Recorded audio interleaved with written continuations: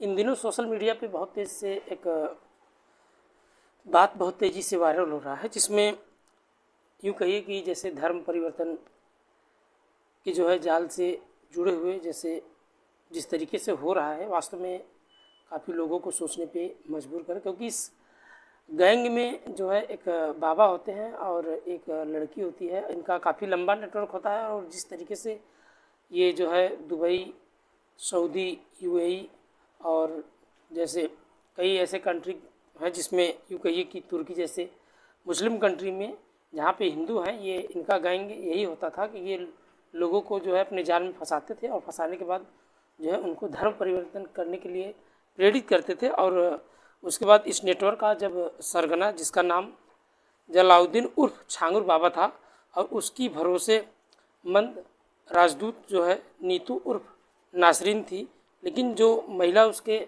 साम्राज्य का नंबर 2 की थी, वही आज उसके पतन का सबसे जो है बड़ा वजह बन जाती है। नमस्कार, आदाब, सत श्री अकाल। भोजपुरी प्लस में आप सबका स्वागत है।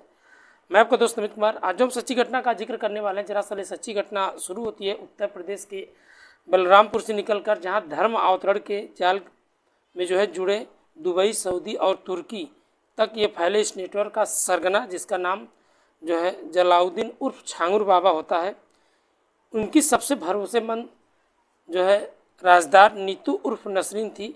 लेकिन जो महिला जो है उनकी साम्राज्य की देखभाल करती थी और उनके नंबर 2 धंधा की, वही आज उनके पतन का सबसे बड़ा वजह बन जाती है। जब जो है यूपी के एटीएस की पूछताछ में नसरीन जो कबूला है, उससे देश भर में सुरक्षा एजेंसियों को लेकर चौंका देने वाली बात सामने आ जाती है। दरअसल एटीएस को जो है इनपुट मिला था कि छांगुर बाबा के बेटे हबूब की गिरफ्तारी के बाद देश छोड़कर वो विदेश भागने की फिराक में था, लेकिन बाबा का यही प्लान उसकी सबसे बड़ी जो है करीबी सहयोगी नीतू उर्फ नासरीन ने फेल कर दिया। और ये वजह थी कि नासरीन भी जो है बाबा के साथ विदेश भागना चाहती थी, लेकिन जो है उसको शक था कि बाबा उसको छोड़कर अकेले निकल जाएंगे, इसलिए उसने लगभग 81 दिन बाद बाबा के साथ लखनऊ में एक होटल में अंडरग्राउंड रही और आखिरकार एटीएस ने इन दोनों को गिरफ्तार कर लिया। और नीतू उर्फ के रूप में जो है तमिलनाडु की ये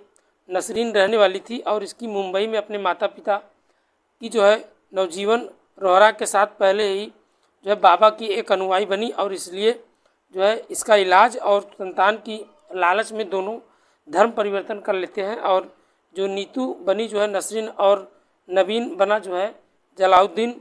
धर्म अवतरण के बाद जो है बाबा ने उन्हें विदेश के एक फंडिंग में जुटने की जिम्मेदारी दी और दोनों जो है दुबई से अलग अलग फारूक उमर बिन और खत्ताक सेंटर का ऑनलाइन जो इस तरीके से धर्म जो है आमंत्रण किया जाता था। और एटीएस की जांच में खुलासा हुआ कि 2016 से 2020 के बीच ये लोग लगभग 19 बार विदेश की यात्रा कर चुके, जिसमें नीतू उर्फ जो है नवीन सभी साथ में यात्रा नहीं करती, बल्कि अपने चैनल को इन कहिए कि फंडिंग में जुटाने में।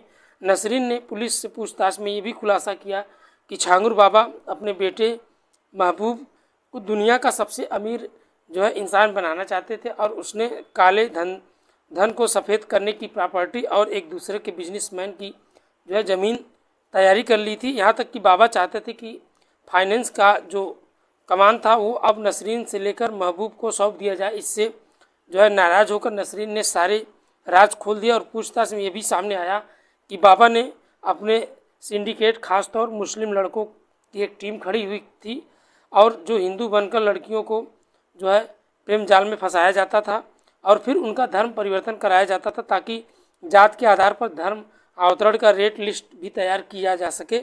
इसमें इस रेट लिस्ट के मुताबिक ब्राह्मण, क्षत्रिय और सिख लड़कियों के साथ लगभग 15 से 16 लाख रुपए की पिछड़ी जातियों को 10 से 12 लाख और अन्य जातियों के 8 से 10 लाख रुपए तक की रकम तय कर दी जाती थी। और एटीएस की रिपोर्ट में मैंने ये दावा किया कि छांगुर बाबा ने देश में लगभग 579 हिंदू बहु जिलों में जहां अभियान ये फैलाना शुरू किया। इस योजना का ये बन चुका, जिसमें 2000 गुर्गे इस पे काम में लगे हुए थे और इसमें लगभग 1000 मुस्लिम लड़के जो लव जिहाद का जो है जरिए धर्म अवतरण का करवाते थे। अब तक की जांच में ये भी छांगुर बाबा के नेटवर्क से जो है जुड़े थे। जो बैंक खाते सामने आए वो भी चौंका देने वाली थी, क्योंकि नीतू उर्फ नवीन के नाम पर दुबई, यूएई और भारत में कुल 8 विदेशी बैंक खातों में पता चल सका है। और इसमें जो है एमिरेट और यूँ कहिए कि एनबीटी जो है एक अलगदा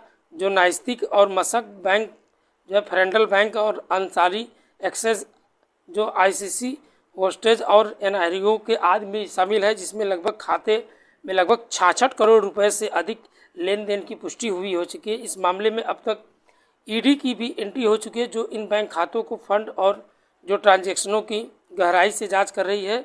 बलरामपुर की यही 12 करोड़ रुपए की आलीशान कोठी जहां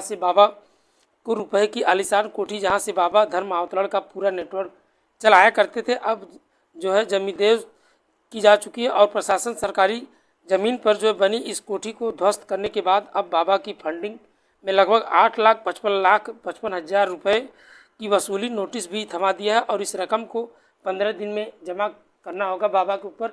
जिस तरीके से बाबा ने ये धर्म अवतरण का जो ये प्रोपेगेंडा फैलाया था, इसमें कईयों ने अपना हिंदू का जो लिबास था वो जो है इस तरीके से बदला, लेकिन जो है जो नसरीन थी उर्फ नीतू, उसने बड़े अच्छे से काफ़ी, क्योंकि वो सबसे पहले वही उसकी एक चर्या थी जो उसके जितने भी नेटवर्क थे उन सब का वो भी संभालती थी। लेकिन उसके साथ जो बाबा ने ये किया, शायद अगर बाबा ऐसा न करते तो बाबा की गलती की वजह से आखिरकार इतना बड़ा खुलासा हुआ। तो ये भी अपने आप में एक सोचने बड़ी बात है, क्योंकि जिसमें लगभग ये भी माना जा रहा है कि 66 करोड़ रुपए ये भी कोई आम रकम नहीं है, क्योंकि ये इससे बहुत बड़ा रकम माना जा सकता है। जिस तरीके से बाबा अभी भी जो है सरकार ने सभी को गिरफ्तार कर लिया है और कुछ लोगों को गिरफ्तार करने में एटीएस की टीम लगी हुई है, और बाबा को लगभग 8,55,000 रुपये का रकम भी देना होगा। सरकार ने ऐसा ऐलान भी किया है और आशा है कि अब हो सकता है ये भविष्य में जो है सलाखों के पीछे रहे। दोस्तों, इस पूरे घटना को सुनाने का उद्देश्य किसी को दिल दुखाना या किसी को परेशान करना नहीं था, बस आपके साथ शेयर करना था। आप अपना सपोर्ट और प्यार ऐसे ही बनाए रखिए। अगर चैनल पे आप नए हैं तो प्लीज़ चैनल को सब्सक्राइब कर लें और एक लाइक ज़रूर कर दें। मिलते हैं नेक्स्ट वीडियो में। आज के लिए इतना, तब तक के लिए बाय बाय, गुड नाइट, जय हिंद दोस्तों।